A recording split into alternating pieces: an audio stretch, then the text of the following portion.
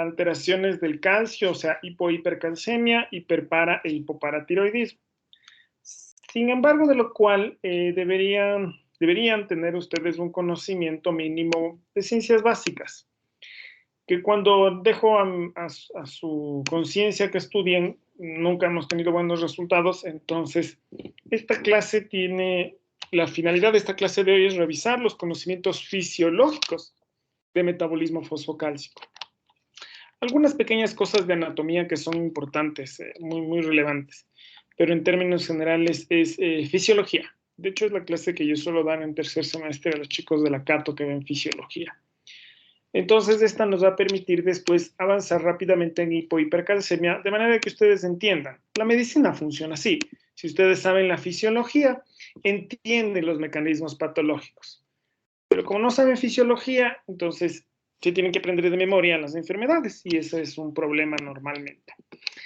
Vamos a revisar en esta clase primero qué es lo que hace el calcio y luego vamos a los mecanismos de regulación.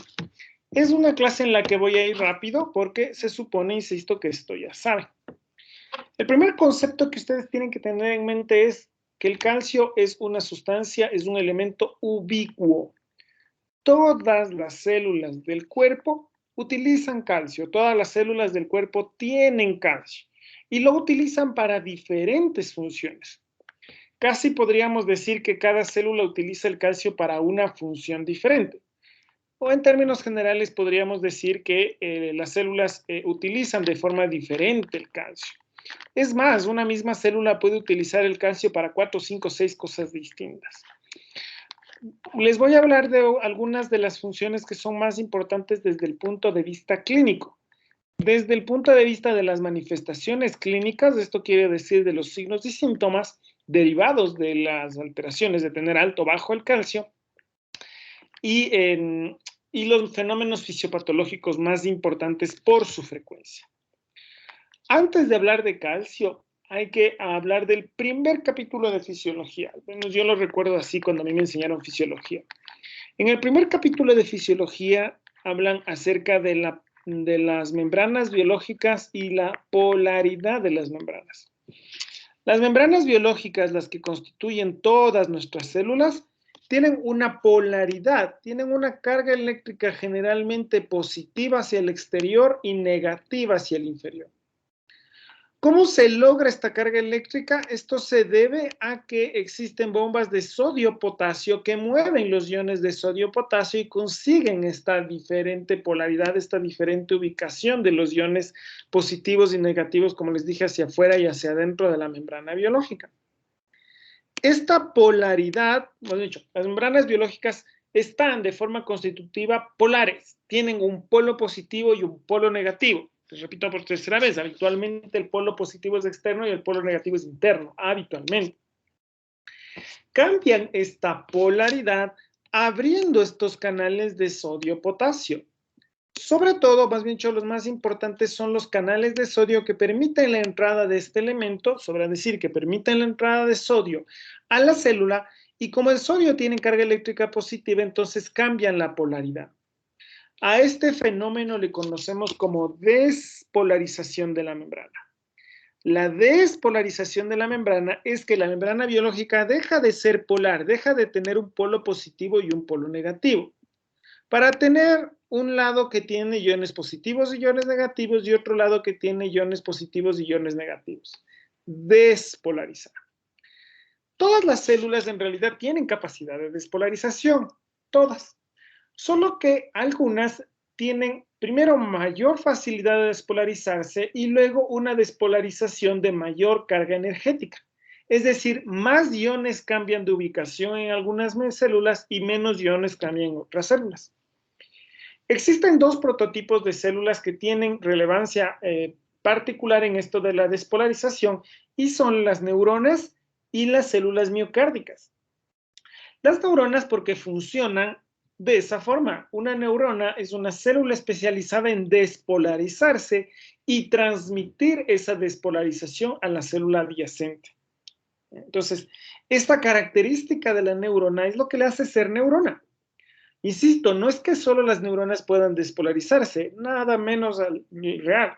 Todas las células de nuestro cuerpo pueden despolarizarse, pero la despolarización de las neuronas incluye o influye o tiene mayor movimiento de energía, tiene mayor movimiento energético.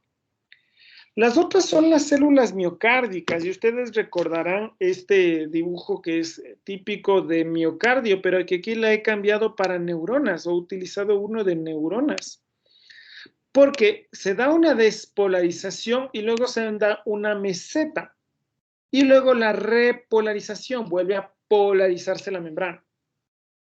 El mantenimiento de la despolarización de la membrana está mediado por calcio. Eso es algo que nos enseñaron en fisiología y que ustedes olímpicamente se han olvidado. El calcio es el que mantiene la despolarización de la membrana. Y nos hacen pensar que solo las células miocárdicas hacen esta despolarización o mantienen esta despolarización o hacen esta meseta. Nuevamente, nada más alejado de la realidad. Todas las células de nuestro cuerpo hacen esta meseta de despolarización. Solo que algunas células esta meseta de despolarización dura más y en otras células dura menos. El mantenimiento de la despolarización de la membrana biológica está determinada por calcio.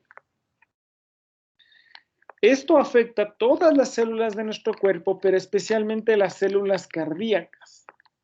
Es por esto que los pacientes con alteraciones del metabolismo fosfocálcico, léase hipo-hipercalcemia, tienen arritmias, porque el mantenimiento de la despolarización se ve afectado, dura más tiempo o dura menos tiempo. Otro evento que nos enseñaron y que ustedes aprendieron parcialmente, la contracción muscular. Les enseñaron que la contracción muscular es la interacción de la actina con la miocina, y no voy a negar que es cierto. Pero en estado de reposo, las membranas biológicas de las células musculares tienen separadas a la actina y la miocina porque están con una membrana estable. El calcio, no es que, el calcio mantiene la despolarización de la membrana porque lo que hace es bloquear la activación de las bombas de sodio, potasio, ATPasa. Entonces, el calcio mantiene polarizada la membrana, evita que se abran los canales de sodio-potasio, o el calcio mantiene despolarizada la membrana porque les mantiene ahí a los iones y estos no pueden cambiar, no pueden volver. ¿Ya? El calcio estabiliza las membranas biológicas. Esto es clave, de lo más clave, porque los pacientes con hipocalcemia tienen membranas biológicas irritables y entonces la actina y la miocina se contraen. De hecho, como veremos en el capítulo de hipocalcemia, uno de los signos clínicos más importantes, por no decir el signo clínico más importante, es la contracción sostenida involuntaria de un músculo voluntario. Contracción sostenida involuntaria de un músculo voluntario, es decir, todos podemos mover la mano voluntariamente, pero la hipocalcemia hace que la membrana biológica sea irritable, se despolariza y se contrae, sin que nosotros querramos. Ese fenómeno se conoce como tetania. La tetania es la contracción muscular sostenida involuntaria de un músculo voluntario. Contracción muscular sostenida involuntaria de un músculo voluntario. Y se da ante la ausencia o la disminución de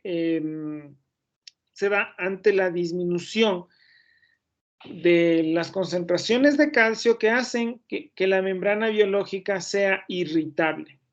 Que hacen que la membrana biológica sea irritable y por tanto hay esta contracción muscular sostenida involuntaria de los músculos voluntarios. Otra función importantísima es la exocitosis. La exocitosis es la salida de sustancias que están almacenadas en vesículas de secreción en las células, en cualquier célula de nuestro cuerpo. Uno de los ejemplos que les he traído en este gráfico son las neuronas. Las neuronas tienen vesículas de secreción con neurotransmisores. ¿Qué es lo que hace el calcio? El calcio permite el movimiento de estas vesículas de secreción. Vamos a decir que arman los microtúbulos que estos permitan el movimiento de las vesículas de secreción, tanto para la salida de neurotransmisores, cuanto también para el ingreso de sustancias por endocitosis, tanto por exocitosis como por endocitosis. Ambas son mantenidas o causadas por el calcio que permite el ensamblaje de los microtúbulos, permite este movimiento de los microtúbulos, permite la exocitosis y la endocitosis,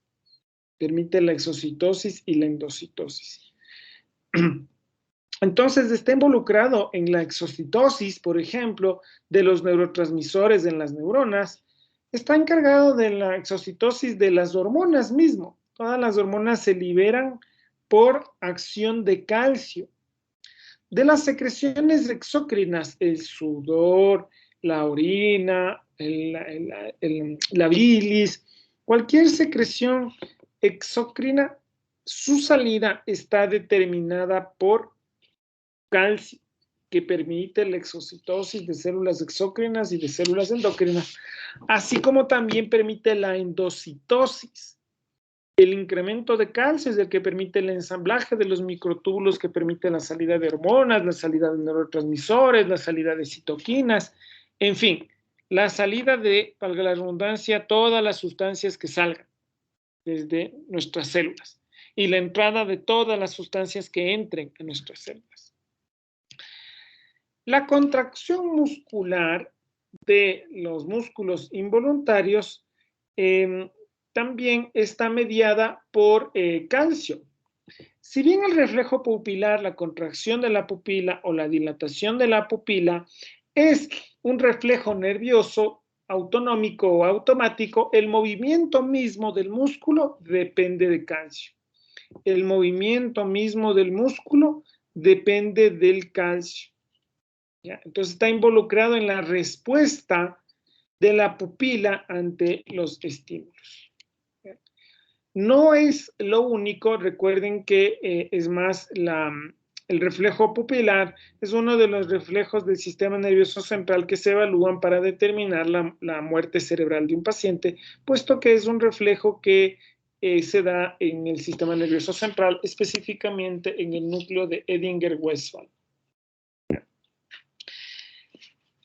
Aquí un pequeño paréntesis y luego vamos a volver a esto, ¿no? ¿Recuerdan ustedes las reacciones químicas enzimáticas? Las reacciones químicas enzimáticas parten porque hay un sustrato y una enzima.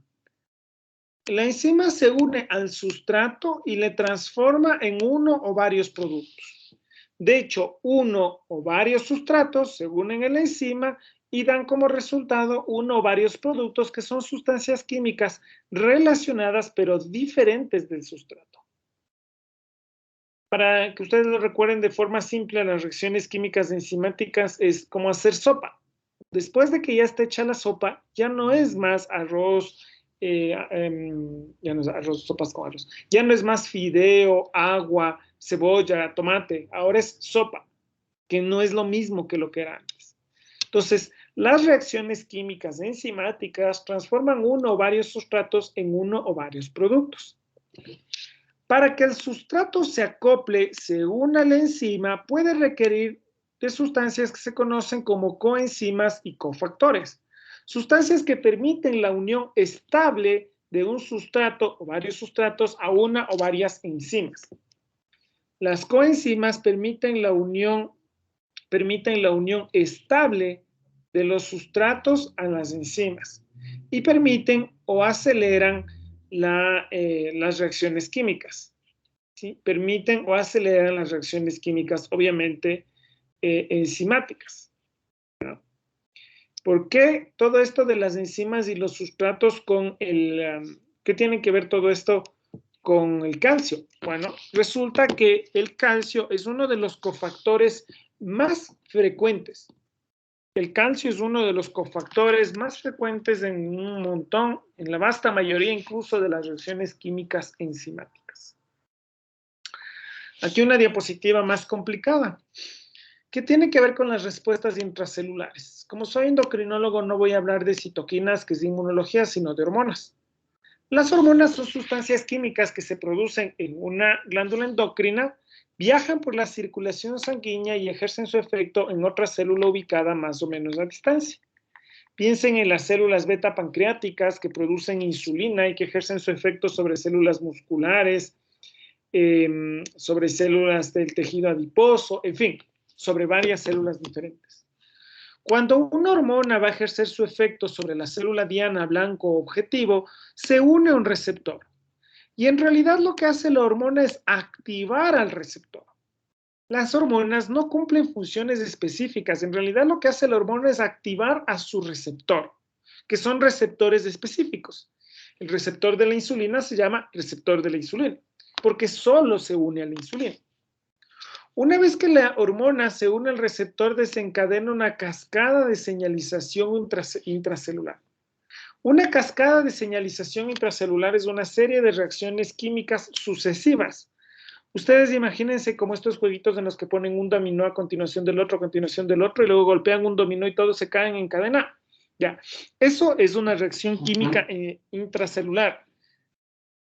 Y cuando es causada o cuando es iniciada esa reacción química por la unión de la hormona al receptor, se le conoce como respuesta hormonal. Todas o casi todas las hormonas funcionan así, activan a su receptor y el receptor desencadena una respuesta intracelular que terminará con la función final de esa hormona. Nuevamente, ¿qué tiene que ver el calcio? Mucho, porque las respuestas a las hormonas suelen estar mediadas y o aceleradas por calcio. Las respuestas a las hormonas suelen estar mediadas y o aceleradas por calcio. El calcio es uno o varios de estos dominós que se encuentran en la mitad del camino. Es uno o varios de estos dominós que van empujando el uno con el otro, con el otro, con el otro, con el otro. Entonces permiten las reacciones químicas enzimáticas. O dicho de otra forma más simple, permiten la respuesta de las hormonas o permiten la función hormonal. Bien. Las cascadas de la coagulación o la coagulación sanguínea, mismo, son reacciones químicas sucesivas, se parecen a la respuesta hormonal, solo que la cascada de coagulación no se da dentro de una célula, sino que se da en la sangre mismo. Entonces, el calcio actúa como cofactor. De hecho es cofactor del factor 9, cofactor del factor 10, cofactor de la protrombina. Entonces, el calcio está involucrado en la coagulación sanguínea porque es cofactor de los factores de coagulación y aquí sí, por cierto, cabe esa redundancia. ¿Ya? El calcio también permite o está involucrado en la cadena respiratoria para la síntesis de ATP. Recuerdan que se da el movimiento del rotor y este movimiento del rotor está mediado por calcio. Permite la carga del ATP, permite la generación del ATP. ¿Ya? Entonces, el calcio cumple varias funciones. Como les dije, solo les he mencionado las que son clínicamente relevantes, las que van a explicar los signos y síntomas del exceso del déficit de calcio. También les empecé diciendo que el calcio es un elemento ubicuo. Todas las células de nuestro cuerpo tienen calcio y todas las células lo utilizan para diferentes funciones. Ahora, el cuerpo de una persona promedio, la típica persona de 70 kilos, tiene 1 kilo de calcio. Pero de este kilo, 999 gramos está en el hueso. Y solo el 1% está en el resto del cuerpo cumpliendo funciones, como les dije, en todas y cada una de las células. El calcio en el hueso se encuentra de una forma que se conoce como insoluble. Y de hecho al calcio del hueso le conocemos como calcio insoluble. En comparación al calcio que está en la sangre, al calcio que está en el citoplasma, al calcio que está en el intersticio, que es calcio soluble. ¿A qué se refiere esto de calcio soluble con calcio insoluble? Imagínense ustedes que tomamos un hueso y le ponemos en agua. Y le dejamos ahí un día, 2 días, 3 días, regresamos a ver y el hueso es hueso y el agua es agua. No han formado una solución. Y le podemos dejar ahí años, no se va a formar una solución. Más rápido se pudrirá la carne, los restos de carne que hay en el hueso. ¿Ya? Mientras que si uno toma una pastilla, por ejemplo, de carbonato de calcio que puede requerir algún paciente, y le ponen agua, más fácil si le bate, pero aunque no lo bata, con el tiempo se va a hacer una solución. Entonces, en nuestro cuerpo, el 99.9% del calcio se encuentra en los huesos en forma de calcio insoluble. Y menos del 1% se encuentran en el resto de espacios de nuestro cuerpo como calcio soluble cumpliendo funciones en todas las células de nuestro cuerpo. ¿Por qué el calcio de los huesos es insoluble? ¿Por qué no se solubiliza? ¿Por qué no hace una solución con el agua? Esto se debe a que el calcio en los huesos no está suelto, sino que está formando lo que llamamos cristales de hidroxiapatita.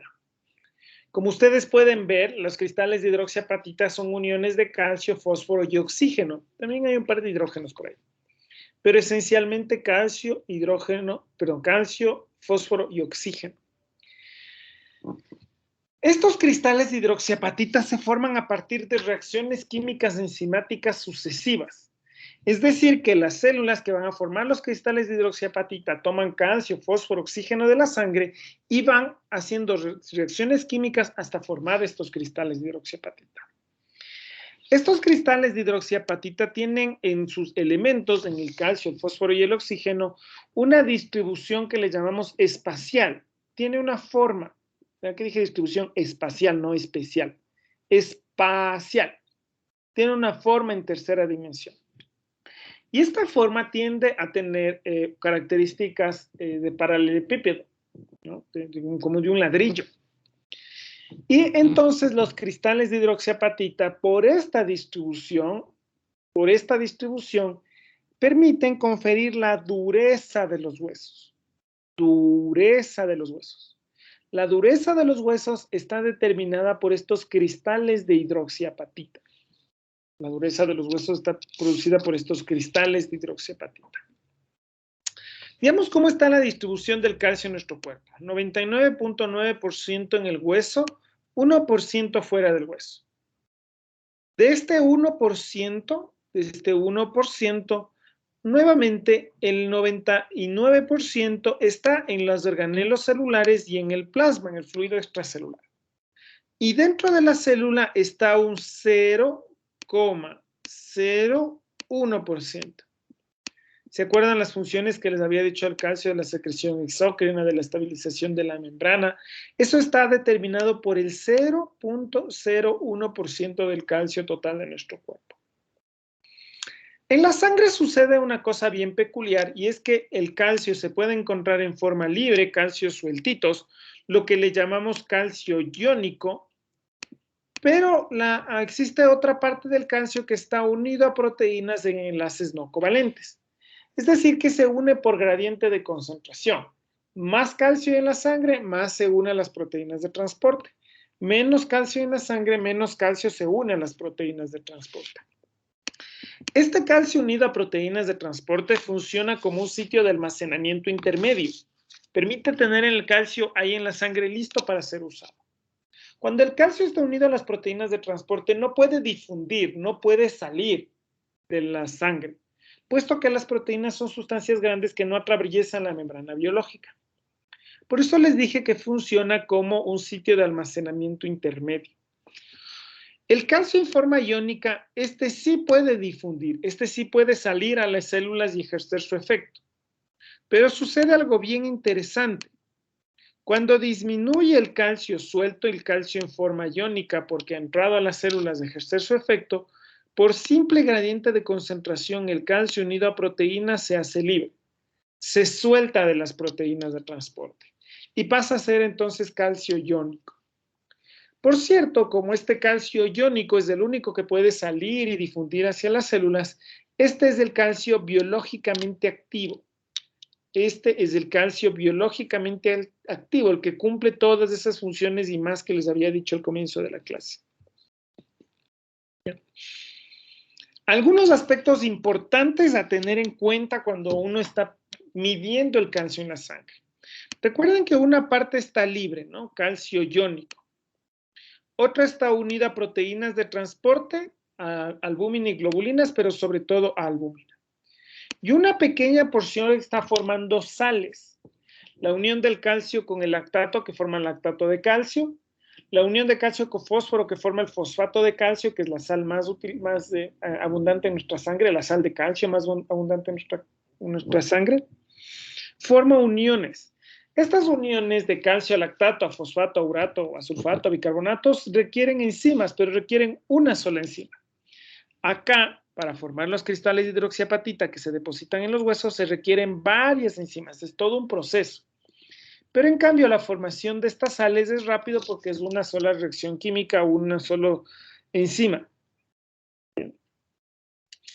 Entonces, revertir ese proceso también es relativamente fácil. ¿A qué me refiero? Solo el calcio iónico es el que sale a las células de ejercer su efecto. Cuando disminuye el calcio iónico, entonces el calcio unido a proteínas se libera de las proteínas y pasa a ser calcio libre, calcio iónico. Cuando el calcio unido a proteínas disminuye todavía más, entonces hay reacciones químicas enzimáticas, pero de una sola enzima, que permiten la separación del calcio. En nuestra sangre tenemos calcio iónico, que es el biológicamente activo, y de hecho podemos medir el calcio iónico. Calcio total, que es la unión del calcio unido en sales, el calcio unido a proteínas y el calcio que cumple función biológica. A ese se le llama calcio total y a este se le llama calcio iónico. Ahora uno diría, ¿para qué voy a medir el calcio total si no cumple función biológica el unido a las proteínas? Lo que me interesa es el calcio iónico. Y aquí hay una respuesta para esta y varias interrogantes del metabolismo fosfocálcico que son muy frecuentes de que suceda. Cuando ustedes ponen un torniquete para sacar sangre, ustedes que son pandemias capaz que nunca han sacado sangre a nadie, pero imagínense, ¿no? Ustedes ponen un torniquete para sacar sangre, y desde el torniquete hacia adelante entra en isquemia. No va a necrosarse el brazo, ¿no? Pero sí que va a disminuir el flujo sanguíneo. Al disminuir el flujo sanguíneo, los tejidos entran en acidosis metabólica. Leve. De hecho, probablemente la acidosis solo esté en el brazo y el resto del cuerpo esté perfectamente bien. La acidosis estimula la liberación de calcio iónico. Estimula la liberación de calcio iónico. Y entonces aumenta el calcio unido a proteínas. Cuando ustedes ponen torniquete para medir glucosa, urea, creatinina, ATP, TTP, no pasa nada. Pero cuando miden calcio están bajando, el resultado que ustedes van a sacar es menor al real. Puesto que la acidosis inducida por el torniquete, que es pequeña, es suficiente para estimular la salida de calcio iónico y unirse a proteínas de transporte. Y entonces el calcio iónico disminuye, pero no sucede esto con el calcio unido a proteínas. No sucede esto con el calcio unido a proteínas. Por eso, habitualmente se debe medir más bien el calcio total. El calcio total. Ustedes dirán, pero el calcio total en cambio puede variar por las proteínas. Si hay más proteínas o menos proteínas, entonces aumentará el calcio libre, calcio iónico. Sí, pero también se mide la albúmina y se utilizan fórmulas de corrección. O sea, ya se sabe qué tanto se va a unir el calcio a las proteínas cuando hay estos episodios de isquemia por el torniquete. Y también se sabe cuánto va a cambiar si es que hay disminución de las proteínas de transporte. Un dato interesante del calcio que ustedes debieron haber visto en hemato es que el citrato se une al calcio y forma citrato de calcio. Se requiere en realidad una enzima, pero es una reacción química fuerte y rápida. Si ustedes aumentan los niveles de citrato en sangre, el citrato va a formar cristales de citrato de calcio y entonces va a disminuir tanto el calcio unido a proteínas como el calcio iónico. Disminuyen falsamente. ¿Ya? No, más dicho, no falsamente, disminuyen porque es secuestrado hacia citrato de calcio. Ahora seguramente ustedes se están preguntando, ¿y cuánto le doy tanto citrato a un paciente para que haya tanto como para que se robe calcio? Y la respuesta es facilita y es las transfusiones sanguíneas. Las transfusiones sanguíneas. ¿Por qué las transfusiones sanguíneas? Porque la sangre que se dona se le pone citrato como anticoagulante. Por eso, o eso explica de por qué cada 4 paquetes globulares que se le pasa a un paciente hay que pasarle una ampolla de gluconato de calcio. Hay que pasarle calcio. Porque el citrato forma sales con el calcio y entonces limita su actividad. Le roba el calcio iónico para hacer citrato de calcio y este citrato de calcio no puede pues salir a la circulación sanguínea y se queda dentro de la célula. Bien. Ahora, vamos a adentrarnos un poco más al hueso. Nos va a servir para la siguiente clase y para dentro de 2 clases más. Nos va a servir para hipohipercalcemia y luego nos va a servir para osteoporosis. Esto se supone que es un hueso. En los huesos, en la capa más externa, hay 2 grupos de células. Los osteoblastos y los osteoclastos. Los osteoblastos son células de un solo núcleo que provienen de una célula madre mesenquimal o mesenquimatosa. Los osteoblastos son aquellos, o tienen las enzimas necesarias para captar el calcio de la sangre, el fósforo y el oxígeno y formar cristales de hidroxiapatita. Se forman los cristales de hidroxiapatita y estos se depositan sobre una matriz de colágeno, que se llama la matriz ósea. Y esto está determinado por osteoblastos. Los osteoclastos son las células contrarias, son células gigantes multinucleadas, tienen varios núcleos. Por cierto, no deriva de los osteoblastos, sino que deriva de células madres hematopoyéticas. Células madre hematopoyéticas. ¿Qué es lo que hacen los osteoclastos? Los osteoclastos tienen las enzimas necesarias para separar los cristales de hidroxiapatita. Recuerden que los cristales de hidroxiapatita están conformados por calcio, fósforo y oxígeno. Las células que tienen las enzimas suficientes para permitir la formación de los cristales de hidroxiapatita son los osteoblastos. Pero los osteoclastos, en cambio, tienen las células con enzimas capaces de destruir estas uniones enzimáticas y liberar calcio a la circulación sanguínea. Estos procesos, más bien dicho, el del osteoblasto que deposita calcio en el hueso, se le conoce como fijación de calcio. Los osteoblastos determinan fijación de calcio. Los osteoclastos sacan el calcio del hueso que ya estaba fijado y producen lo que se llama resorción de calcio. Resorción de calcio. Entonces, los osteoblastos fijan el calcio y los osteoclastos producen resorción de calcio. Recuerden esa palabra resorción. En esta clase van a aprender 3 palabras. La primera es resorción. Sacaron calcio que ya estaba fijado, ya estaba en forma de cristales de hidroxiapatita, es decir, ya hubo un osteoblasto que tomó calcio, fósforo, oxígeno y lo depositó en el hueso. Y estos osteoclastos toman estos cristales de hidroxiapatita y sacan sus componentes calcio, fósforo y oxígeno hacia la circulación sanguínea nuevamente. Esto se conoce como resorción ósea. Los procesos de fijación de calcio y de resorción ósea se dan toda la vida. Desde nuestra vida fetal alrededor de las 8 semanas hasta el día de nuestras vidas, hasta que morimos.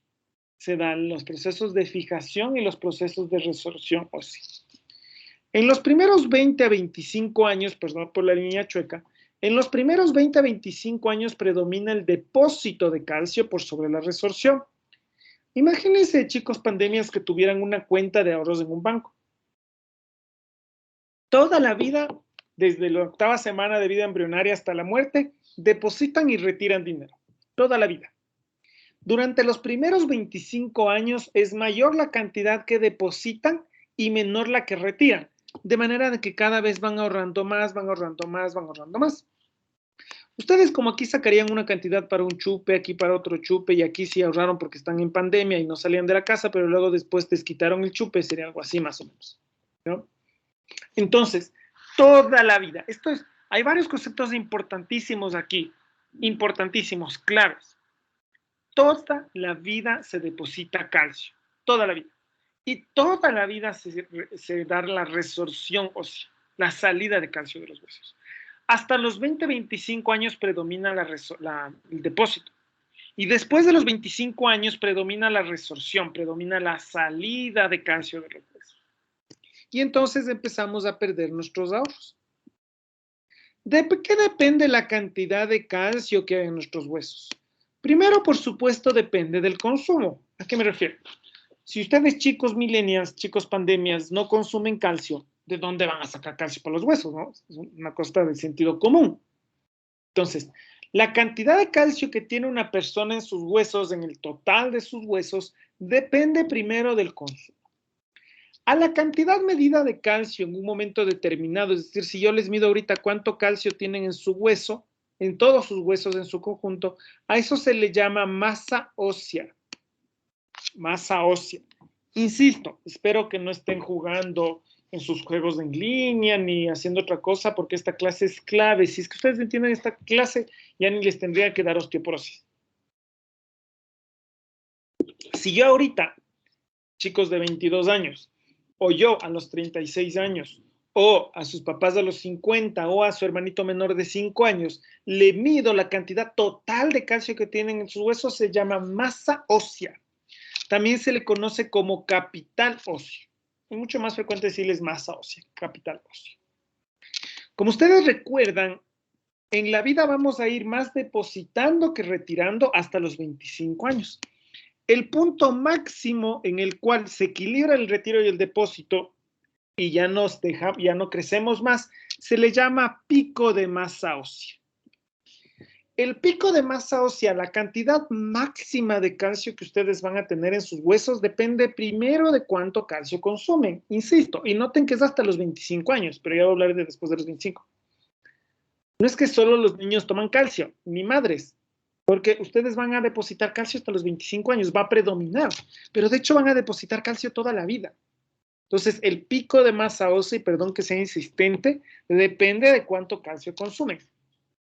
Depende de dos factores hormonales importantes y de un factor mecánico. El primer factor hormonal importante es la hormona de crecimiento. La hormona de crecimiento estimula el depósito de calcio en los huesos, de forma igual en hombres y mujeres. Estimula el depósito. De hecho, la hormona de crecimiento tiene una cinética de producción similar a la masa ósea y se suele decir que esto depende mucho sobre todo de la hormona de crecimiento, aunque no únicamente. O sea, ¿por qué depositamos más calcio del que retiramos hasta los 25 años? Es porque tenemos más hormona de crecimiento. ¿Ya? El segundo factor hormonal, que como ven es obvio, depende del sexo, o más bien dicho, de las hormonas sexuales. En realidad, ambos, estrógenos y testosterona, inducen depósito de calcio, estimulan esos osteoblastos. Pero la testosterona es más potente que los estrógenos, estimulando a los osteoblastos para el depósito de calcio. La testosterona es más potente, induciendo a los osteoblastos para el depósito de calcio en los huesos. Por eso, habitualmente el pico de masa ósea es mayor en hombres que en mujeres. Habitualmente.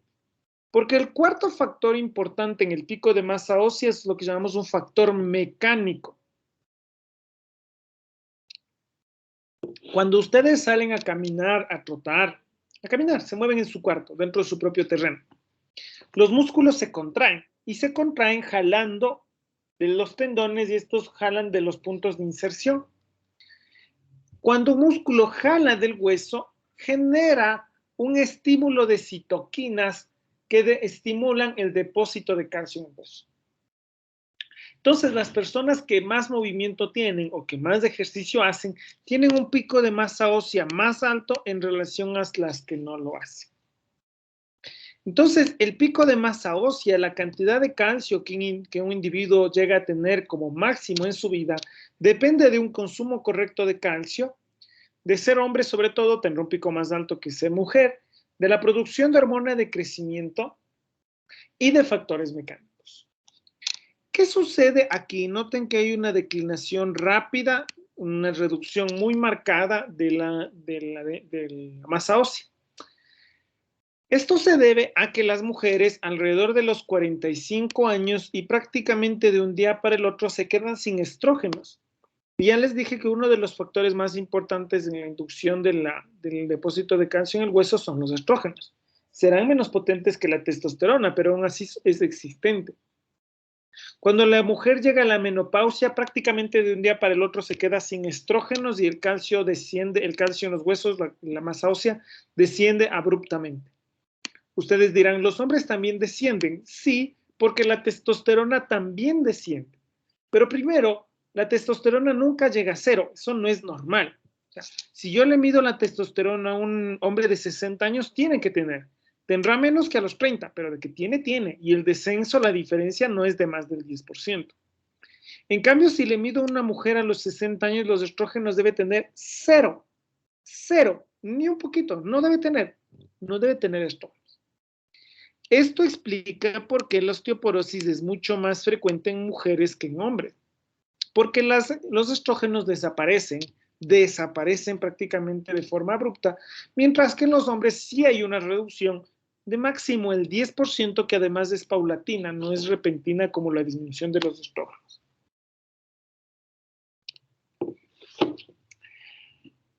Aquí algunos detalles interesantes, ¿no? Recuerden que el calcio tiene muchas funciones en cada una de las células de nuestro cuerpo.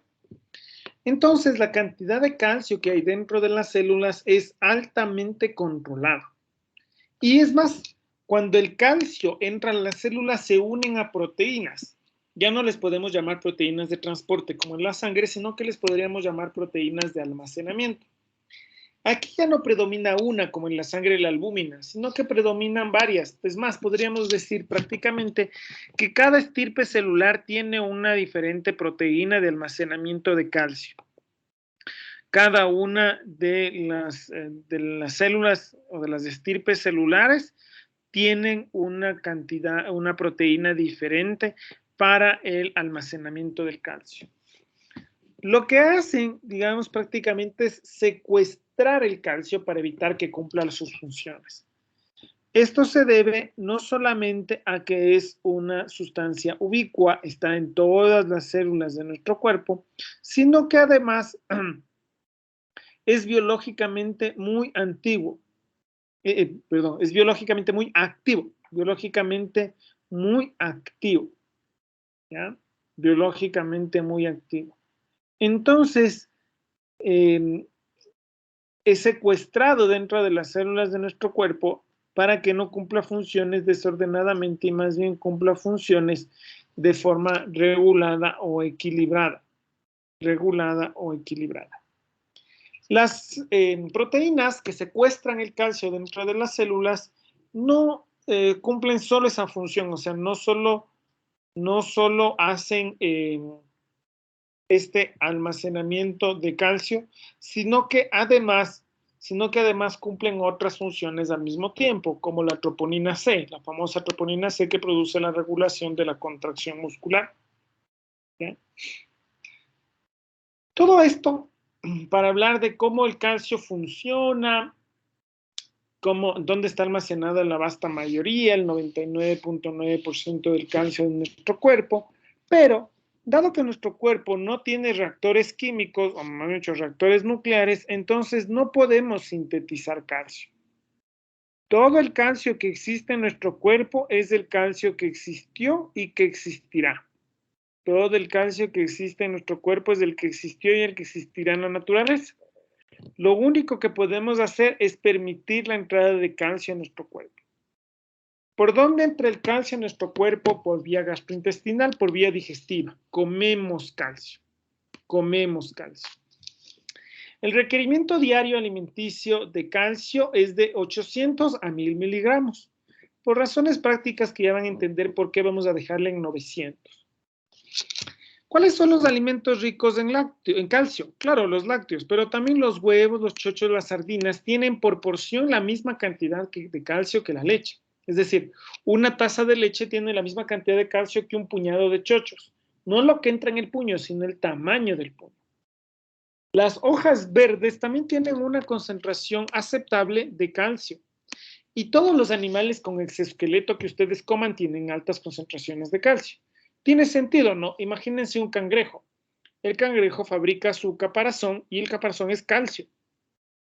De hecho, también tiene cristales de hidroxiapatita, pero no es único como en hueso, tiene otros elementos más. Pero,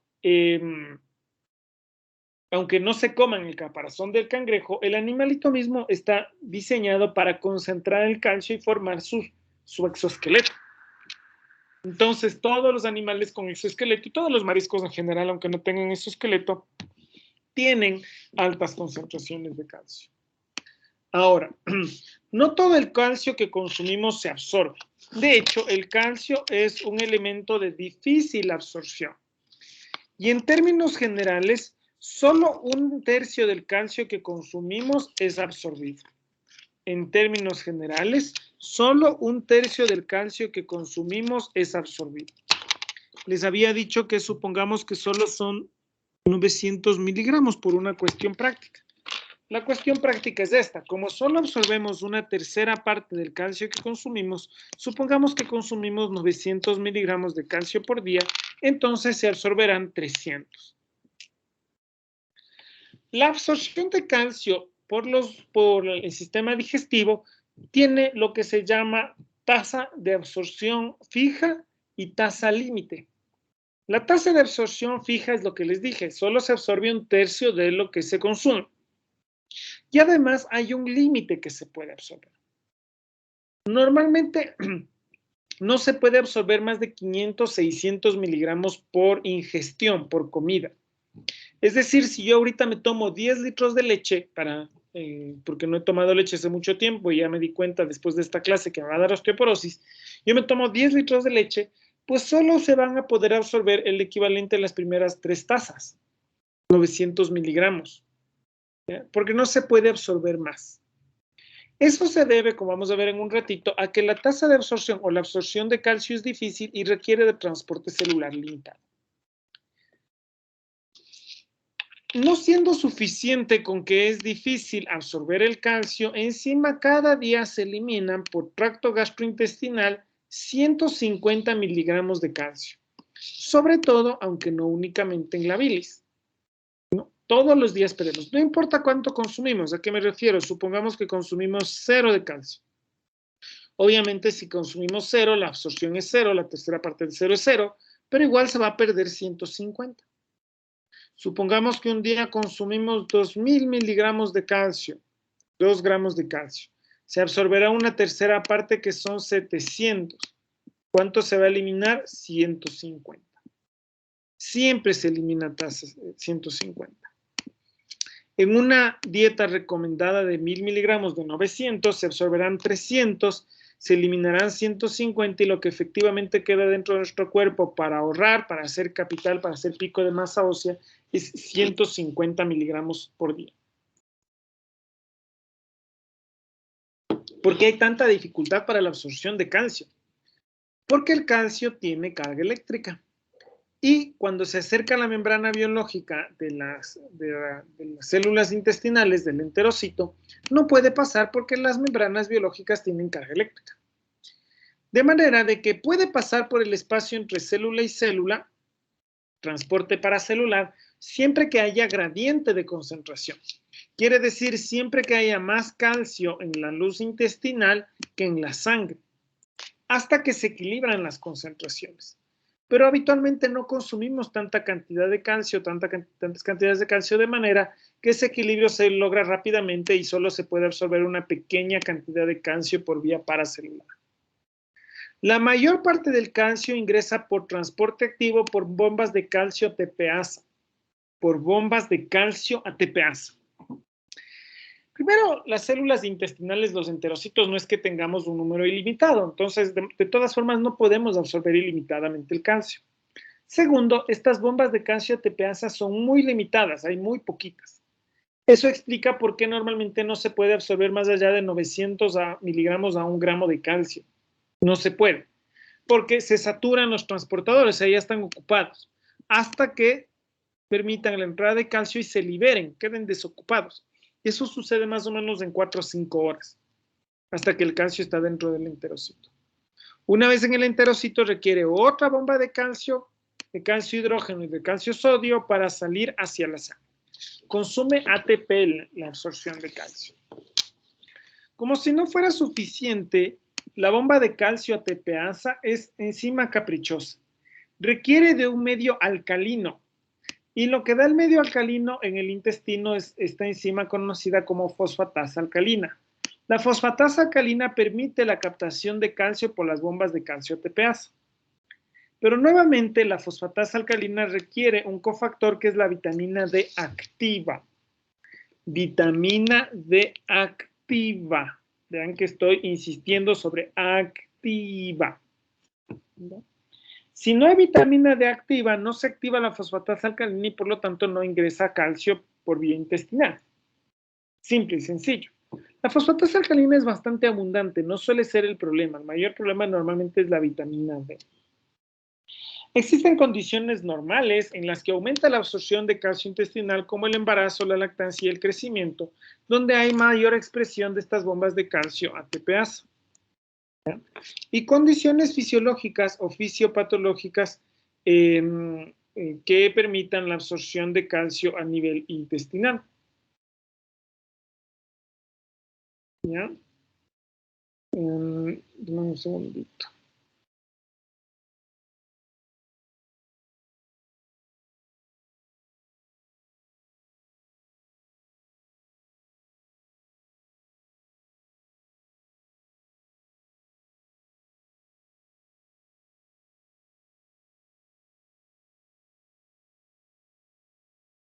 Ya. Entonces, existen condiciones fisiológicas o fisiopatológicas que disminuyen la absorción intestinal del calcio. Primero, el envejecimiento, porque normalmente se van perdiendo y se sintetizan menos de estas bombas de calcio ATPasa. Segundo, la vitamina D activa. Como les dije, si no hay vitamina D activa, no hay actividad de la fosfatasa alcalina y no ingresa calcio a los enterocitos. Resulta que la vitamina D es liposoluble. De hecho, como vamos a ver en un ratito, es derivado del colesterol. Si hay mala absorción de lípidos, si hay esteatorrea, si hay salida de lípidos, de grasas en forma de diarrea, entonces la vitamina D se va con todo esteatorrea y se elimina en las heces. Se va con todo esteatorrea y se elimina en las heces. Y por tanto, no tiene función. ¿Ya? Entonces, en la mala absorción de lípidos también hay disminución de la absorción de calcio y además aumenta la pérdida del calcio como sales cálcicas. Como jabones, el calcio se une a la grasa y forma jabones y se eliminan por las heces. Ahora y más rápidamente todavía les voy a hablar sobre el sistema fosfocálcico, cómo se regulan todos estos aspectos, cómo se regulan, ya les hablé algo del depósito de calcio en los huesos, pero vamos a ver la parte hormonal de esta regulación. ¿Qué sucede cuando el calcio cambia en la sangre? ¿Qué sucede cuando el calcio disminuye o aumenta? Si hay pequeñas oscilaciones de calcio, como por ejemplo si ahorita se toman un milkshake, chicos, pandemias, entonces el calcio se absorbe y empieza a subir. ¿Ya? Existen mecanismos rápidos que permiten taponar, se llama en fisiología, que permiten bloquear o que permiten manejar este incremento de calcio. Igual si es que disminuye. Lo primero en realidad ya los expliqué, es el calcio unido a proteínas. Cuando nosotros consumimos calcio, el calcio entra en forma de calcio iónico y cuando hay más calcio iónico se une más calcio a proteínas de transporte, especialmente a albúmina, pero también a globulinas. Si es que el calcio sale de la circulación sanguínea porque está entrando a las células de nuestro cuerpo a ejercer su efecto, entonces disminuye el calcio iónico porque el calcio unido a proteínas no puede salir de la sangre, lo que hace es disociarse el calcio de las proteínas y pasa a ser formalina. Entonces, el primer mecanismo para manejar las pequeñas oscilaciones de calcio es el movimiento del calcio de las proteínas de transporte hacia formas iónicas. El segundo tiene que ver con cómo se deposita el calcio en los huesos. Recuerdan que les dije que los osteoblastos toman calcio, oxígeno, fósforo y forman los cristales de hidroxiapatita. Pero estos mecanismos requieren varias reacciones químicas, requieren varias enzimas que permitan esta formación de los cristales de hidroxiapatita. ¿Ya? Y entonces, dentro de los primeros pasos, se forman lo que llamamos sales amorfas, que es unión de calcio con fósforo, el fosfato de calcio. Es un paso intermedio a los cristales de hidroxiapatita. Los cristales de hidroxiapatita,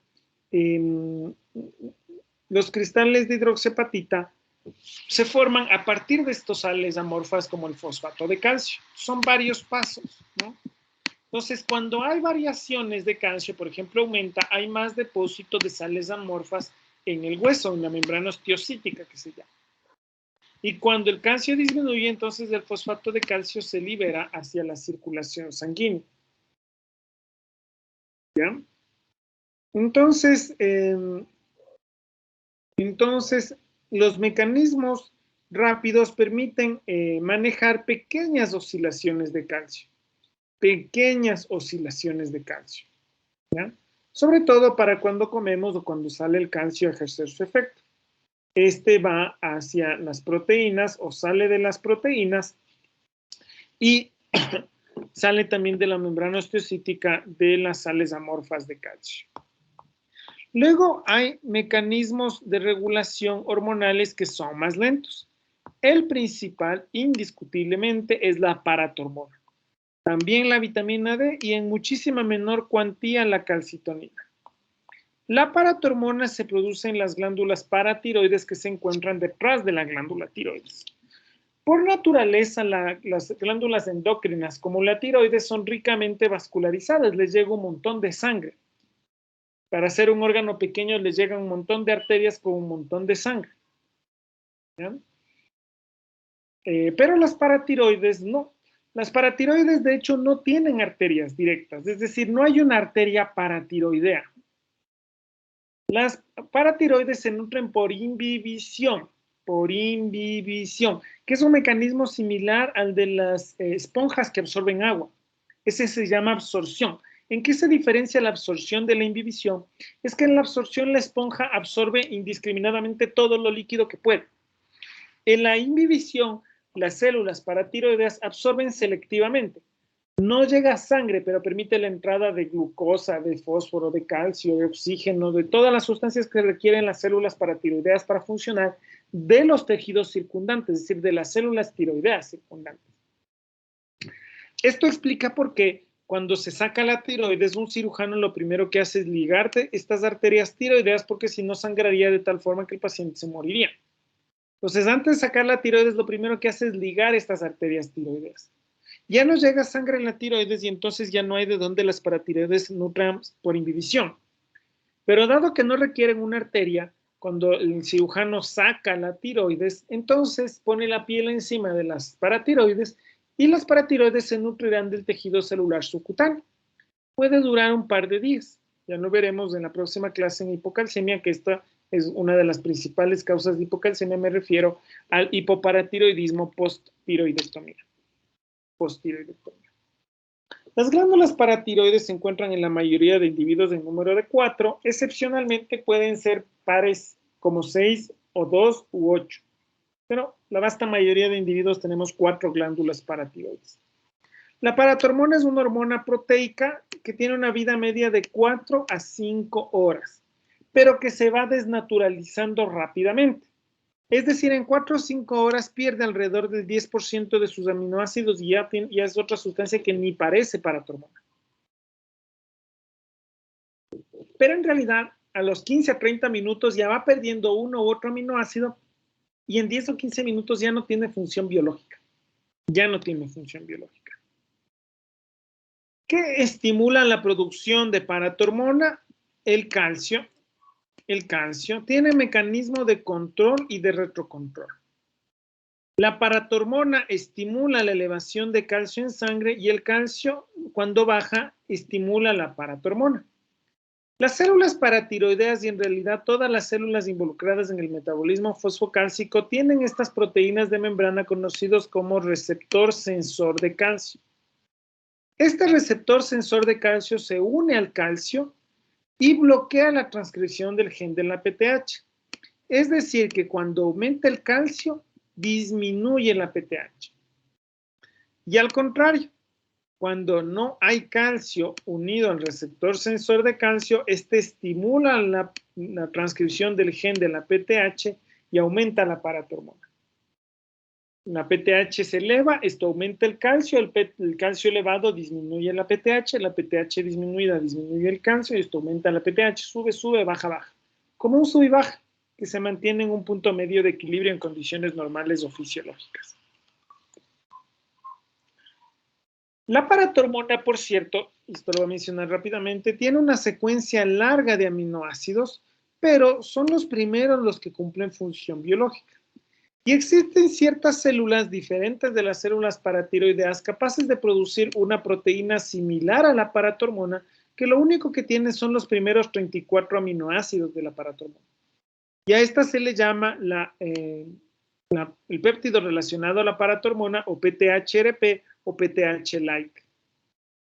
Esta PTHRP se produce en varias estirpes celulares como glándulas mamarias y placenta de forma fisiológica y de forma patológica en los mastocitos.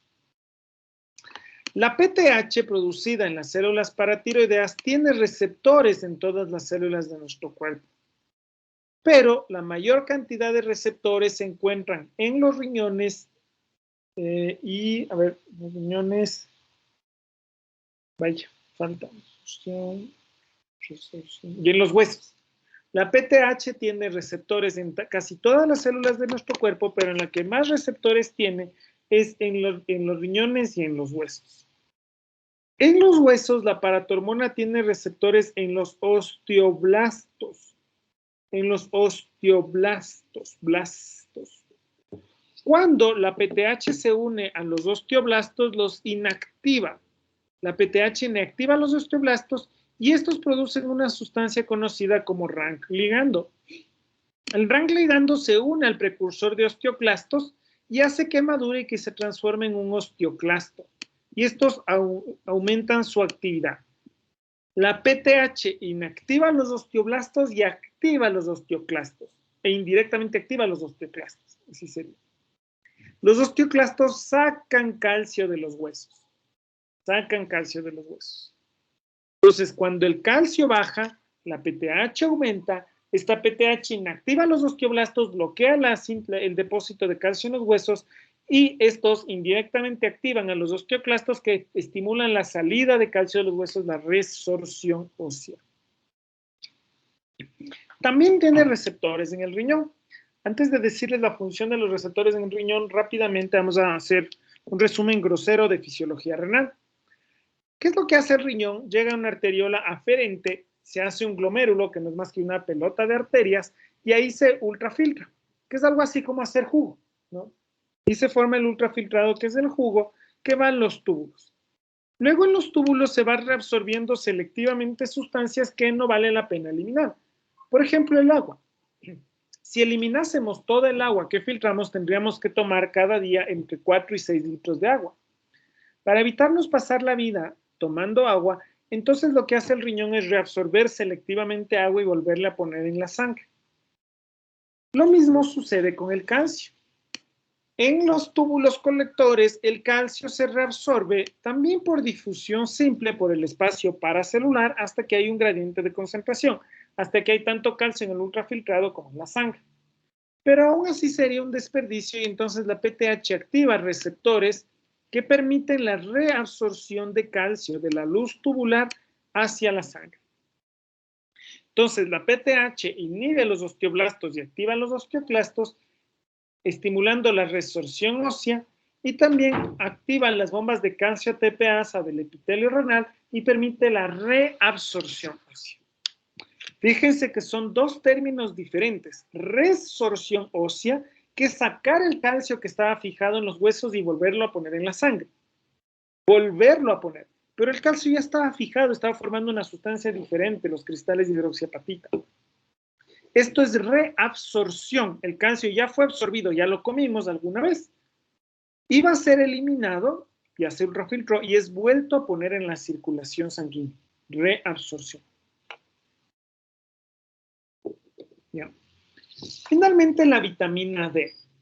Recuerden que les dije que para que se dé la absorción de la vitamina D, perdón, del calcio en el intestino se requiere vitamina D activa.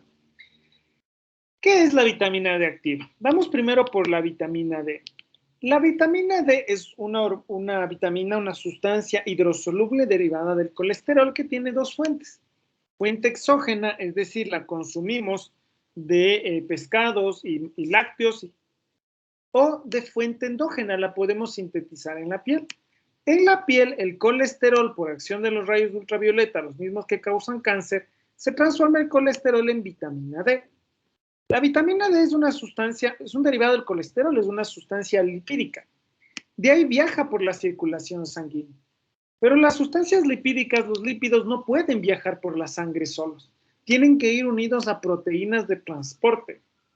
Y tenemos una proteína ligadora de vitamina D o DBP. Entonces, la vitamina D se transporta en esta DBP, sobre todo la de fuente endógena. La de fuente exógena también puede ir en la DBP, pero también va en las lipoproteínas. ¿Sí se acuerdan de las lipoproteínas, no? La unión de los lípidos con las apoproteínas. Esta vitamina D no cumple función biológica, no hace nada. Cuando ustedes toman vitamina D, esta no hace nada. Va al hígado donde se transforma rápidamente en 25-hidroxivitamina D, que cumple varias funciones. Almacenamiento, almacenamiento y almacenamiento.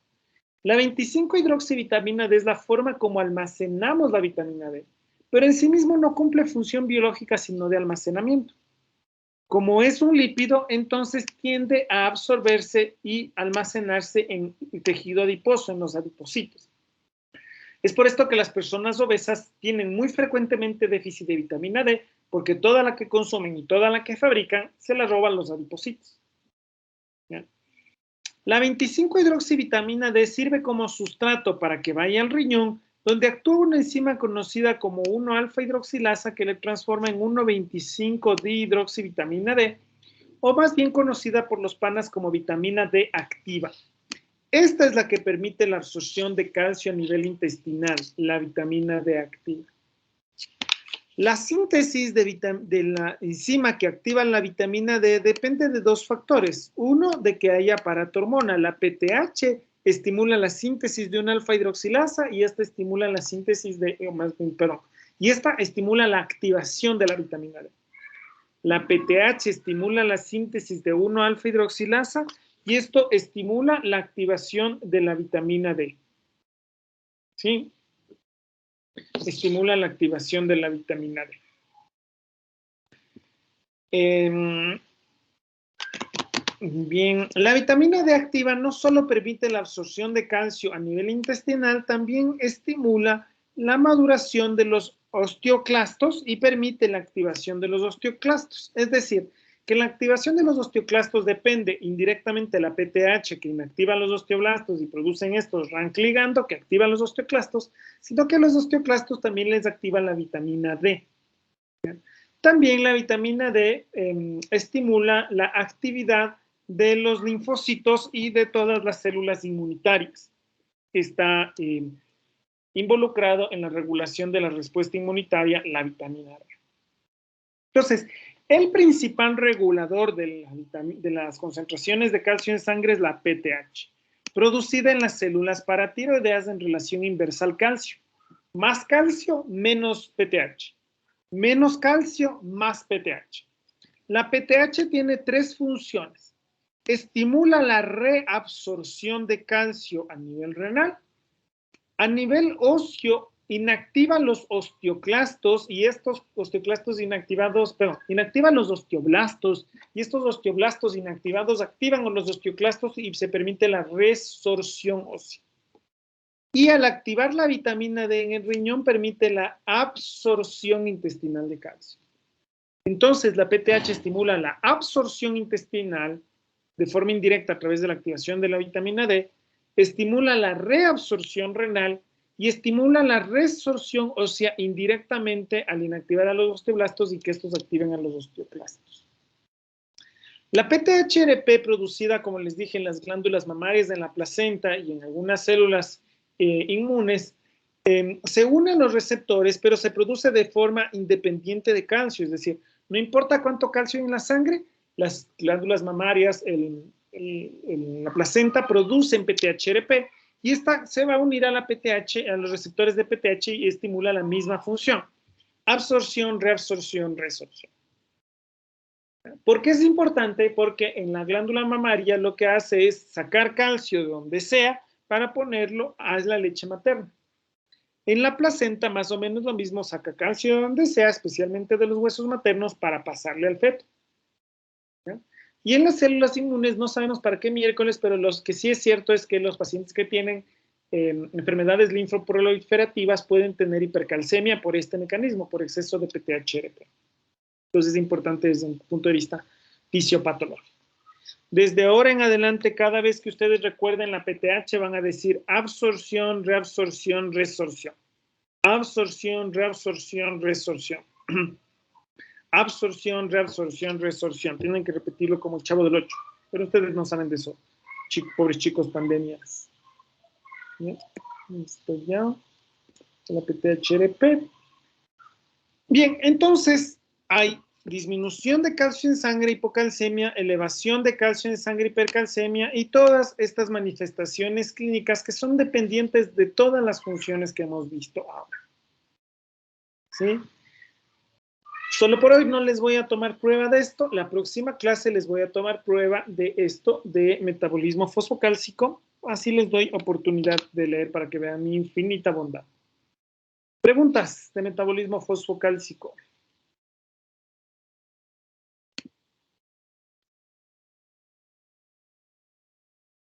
¿No? Bueno, entonces nos vemos el lunes, caso clínico, miércoles, caso clínico, jueves, teoría. ¿Sí? Nos vemos entonces, pórtense bien, chao, chao. Gracias, Doc. Gracias, Doc. Gracias, doctor. Gracias, Doc.